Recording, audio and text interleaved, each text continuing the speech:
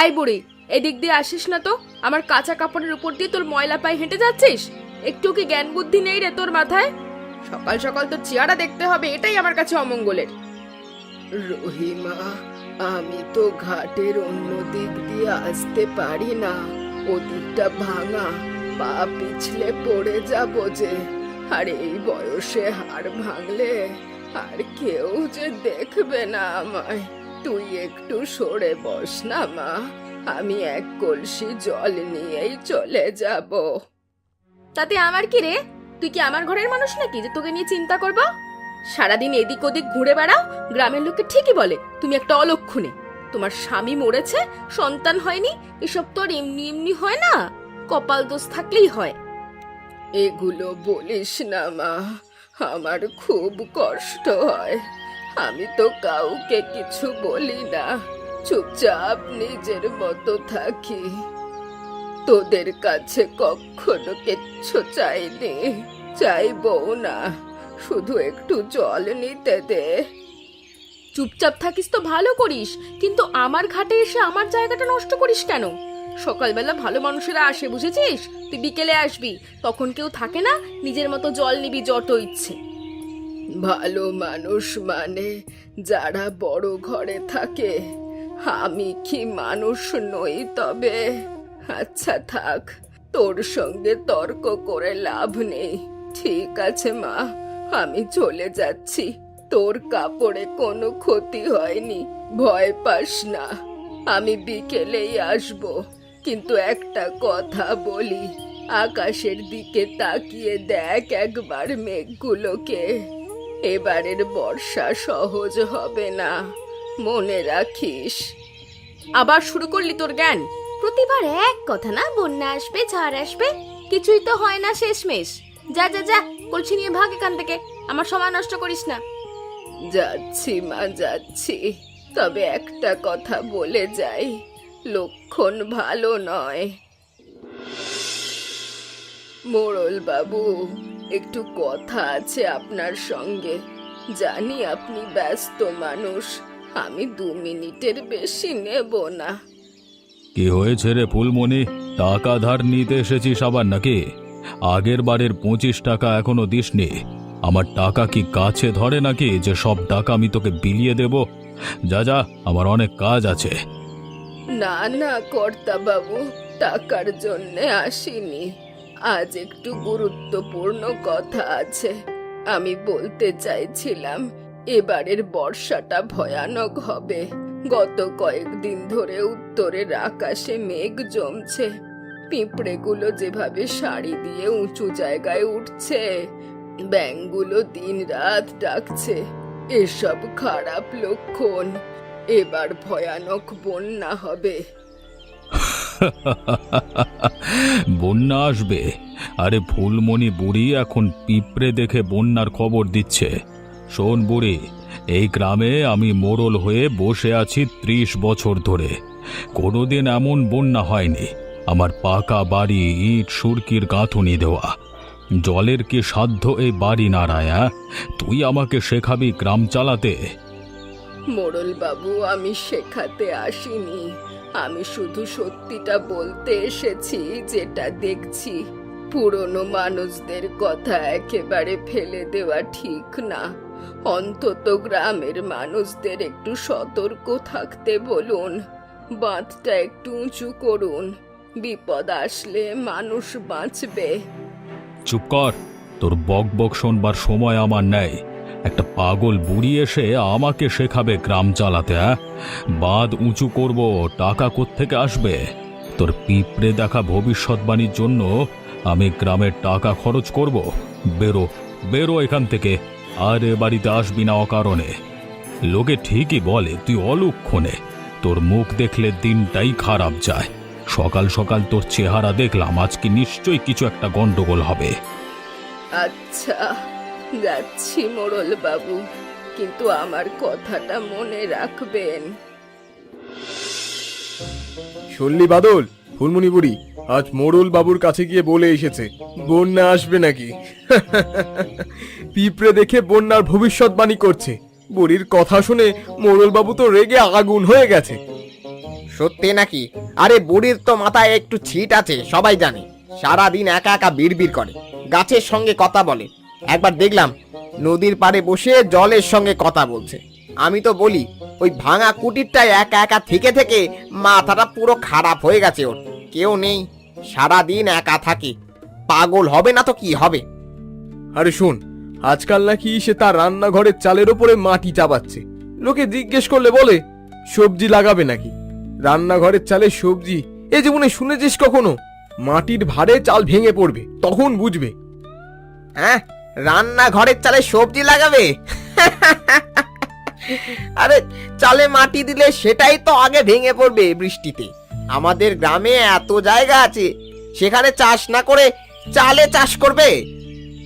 মোড়ল মশাই ঠিকই বলেছেন, ওকে একটু ব্যবস্থা করা দরকার। গ্রামে অশান্তি ছড়ায়, মানুষকে ভয় দেখায়, পুরো পাগলের কাজ।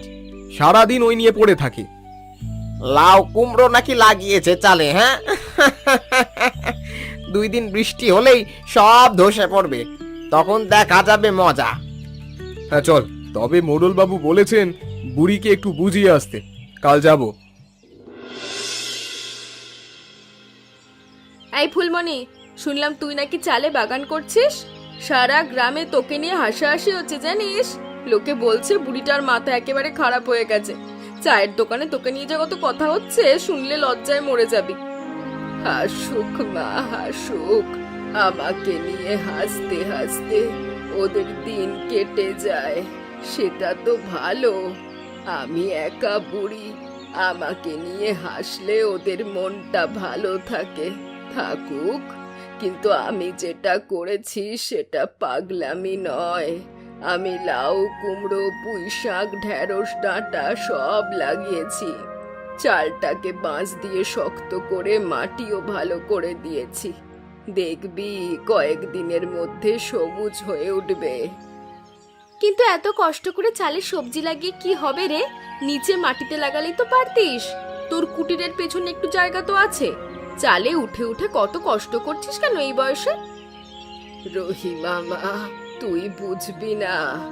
এবার ভয়ানক বন্যা আসবে, নিচে সব ডুবে যাবে। আমি যদি চালে সবজি রাখি তাহলে অন্তত কিছু খাবার বাঁচবে। জল যতই উঠুক চালে সহজে পৌঁছবে না। তা ঠিক, তোর ঘরটা তো উঁচুই বটে, কিন্তু বন্যা আসবে কেন? প্রতি বছর তো বর্ষা হয়, একটু জল জমে আবার নেমে যায়। এতবার তো কিছু হয়নি। এবার অন্য রকম হবে মা, আমি হাড়ে হাড়ে টের পাচ্ছি। 70 বছর ধরে এই মাটিতে আছি, একটু একটু বুঝি। তুই একটা কাজ কর, তোর ঘরের দরকারি জিনিসগুলো একটু উঁচু জায়গায় রাখ। চাল ডাল যা আছে মাচানে তুলে রাখ। কাপড় চোপড় কাগজপত্র সব একটু উপরে রাখ। তোমার কথা শুনলে না আমার গায়ে কাটা দেয়। ঠিক আছে, দেখছি কি করা যায়। কিন্তু মোরুল বাবুকে আর বলো না কিছু, তিনি খুব রেগে আছেন তোমার ওপর। শুনলাম কাদেরকে নাকি পাঠাবে তোমাকে বলতে। আসুক, আমি কি ভয় পাই? আমি সত্যি কথাই বলেছি আর সত্যিই বলবো। বুড়ি নাকি এখনো গ্রামে বন্যার গুজব ছড়াচ্ছে। আমি শুনলাম রহিমাকেও ভয় দেখিয়েছে। আমি বলছি, এরপর যদি বুড়ি এসব বক বক করে তাহলে গ্রাম থেকে তাড়িয়ে দেব।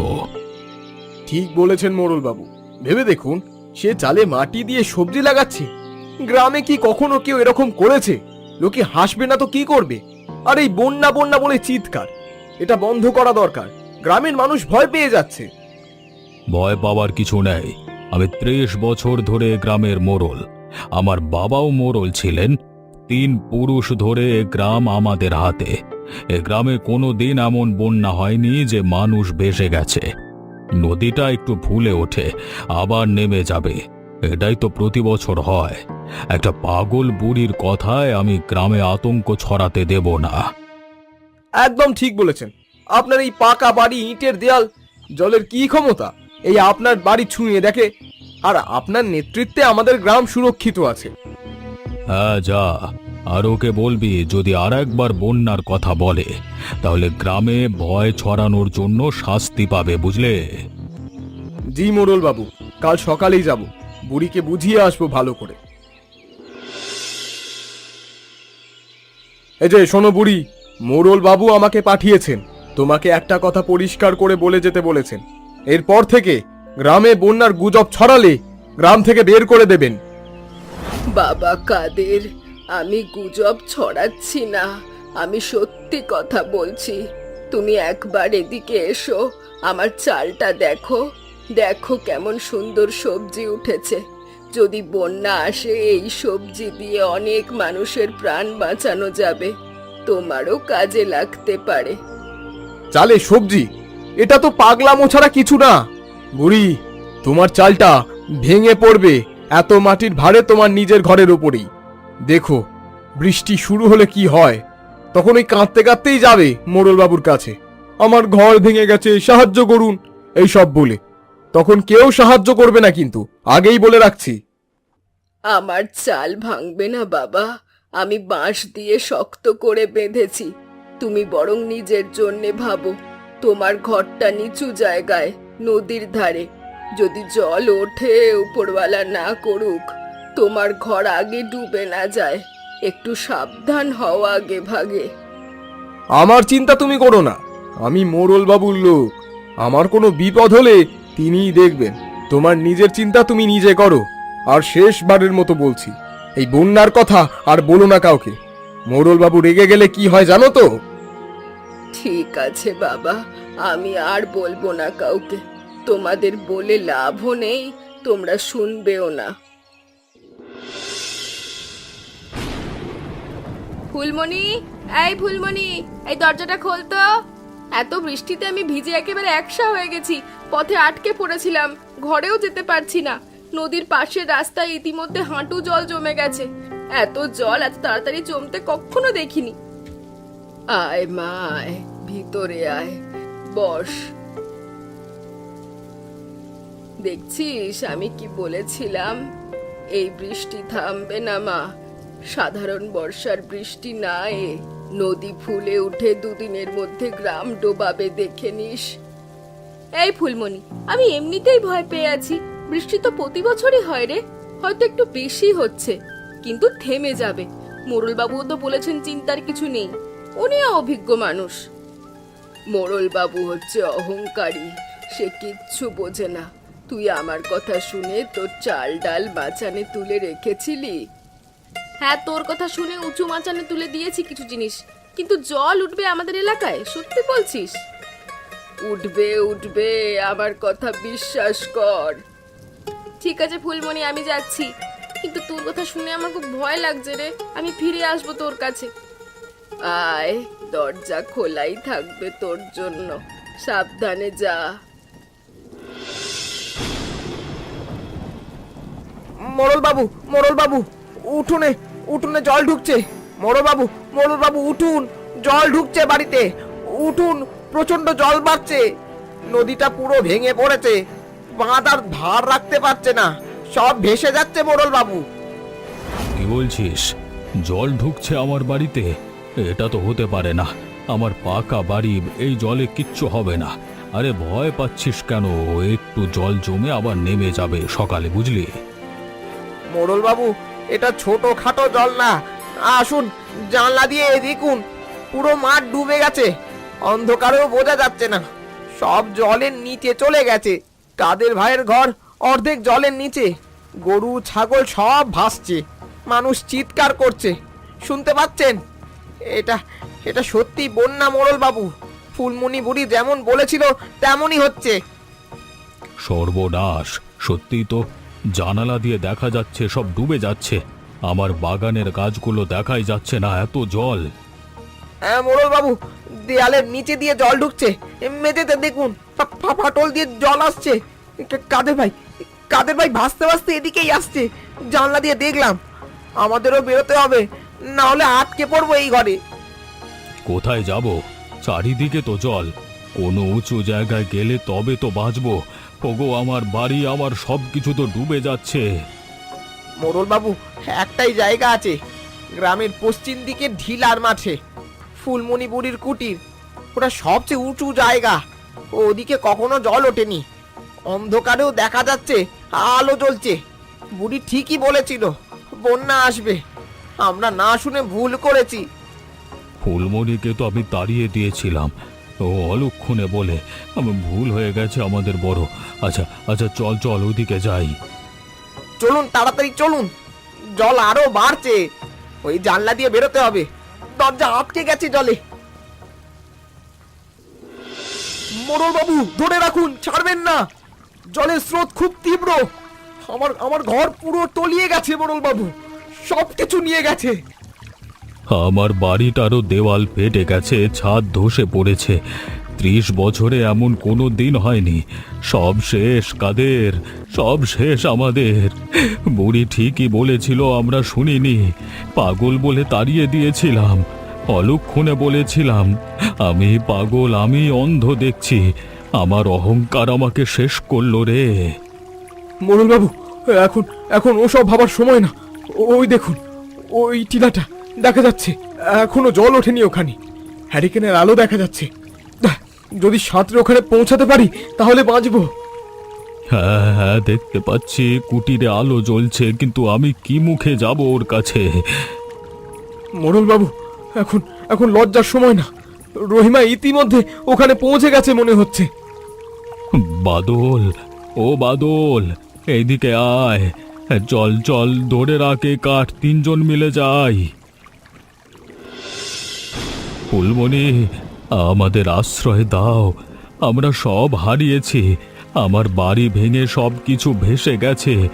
কাদের, বাদল ওরাও আসছে পেছনে। আমাদের আর কোথাও যাবার জায়গা নেই। তুমি ছাড়া আর কেউ নেই এ মুহূর্তে। আসুন মোড়ল বাবু, আসুন। আমার ঘর ছোট হলেও সবার জায়গা হবে। তুমি তুমি আমাকে ঘরে ঢুকতে দিচ্ছ? আমি তো তোমাকে অলক্ষণে পাগল বলে গ্রাম থেকে তাড়াতে চেয়েছিলাম। তোমার কথা শুনিনি, তোমাকে অপমান করেছি বারবার। তারপরও তুমি আমাকে আশ্রয় দিচ্ছ। মোড়ল বাবু, বিপদের সময় কে কাকে কি বলছে সেসব মনে রাখার সময় না। আপনিও মানুষ, আমিও মানুষ। মানুষ মানুষের পাশে না দাঁড়ালে আর কে দাঁড়াবে? আর আমি তো জানতাম যে বিপদে পড়লে সবাইকে আমার কাছে আসতে হবে, তাই আমি আগে থেকে প্রস্তুত হয়েছিলাম। কাদের, বাদল, আসো আসো, ভেতরে আসো। ফুলমণি বুড়িমা আমাদের জায়গা দিয়েছে, তাড়াতাড়ি আসো। সবাই এসো। আমার ঘরে বেশি কিছু নেই, কিন্তু যা আছে তা সবার জন্যে হয়ে যাবে ভাগাভাগি করে। আর আমার রান্নাঘরের চালে যে সবজি লাগিয়েছিলাম সেগুলো এখন কাজে আসবে। আমি রান্না করি, পেটে কিছু পড়লে শরীরে জোর আসবে। ফুলমণি, তোর এই চালের উপরে সত্যি সত্যি সবজি ধরেছে। আমি তো অবাক হয়ে গেছি। এই দেখ, 2টো বড় লাউ, একটা কুমড়ো, পুঁই শাকের এত বড় বড় পাতা, ঢেঁড়স, ডাঁটা শাক। তুই তো সত্যিকারের বাগান করে ফেলেছিস চালে। বৃষ্টিতেও কিচ্ছু হয়নি, সব টিকে আছে। আর আমরা সবাই তোকে পাগল বলতাম, কত হাসাহাসি করেছি তোকে নিয়ে। পাগল না মা, আমি প্রস্তুত ছিলাম।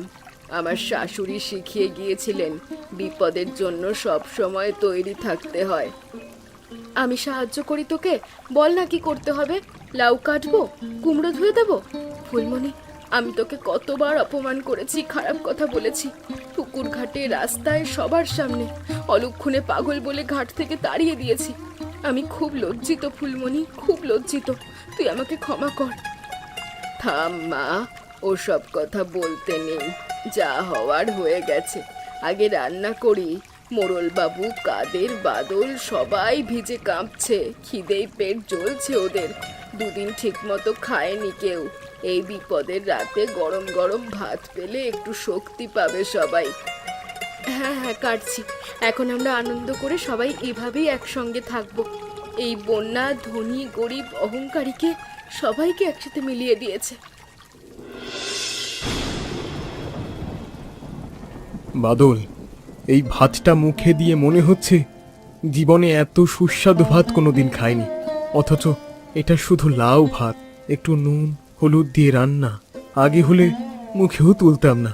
কোনো মশলা নেই, তেল নেই বললেই চলে।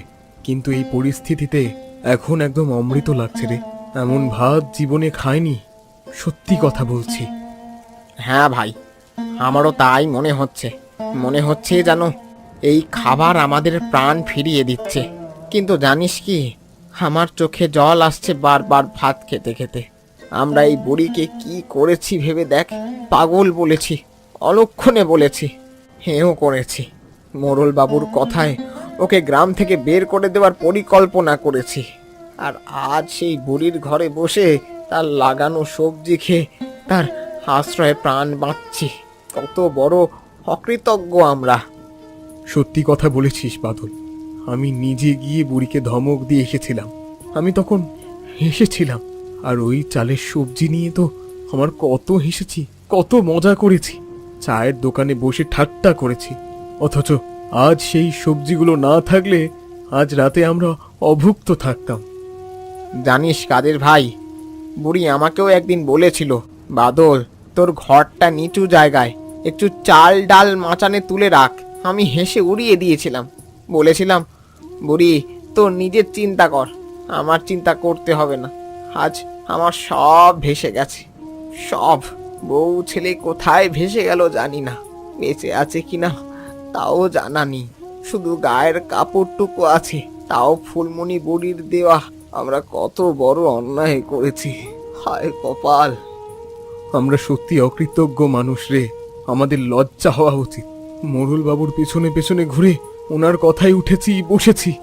বুড়ি সত্যি কথা বলেছিল, আমরা শুনিনি। কাল সকালে বুড়ির পায়ে পড়ে মাপ চাইবো ঠিক করেছি। তোকেও চাইতে হবে কিন্তু। চাইবো ভাই, অবশ্যই চাইবো। এই রাতের কথা কোনো দিন ভুলবো না।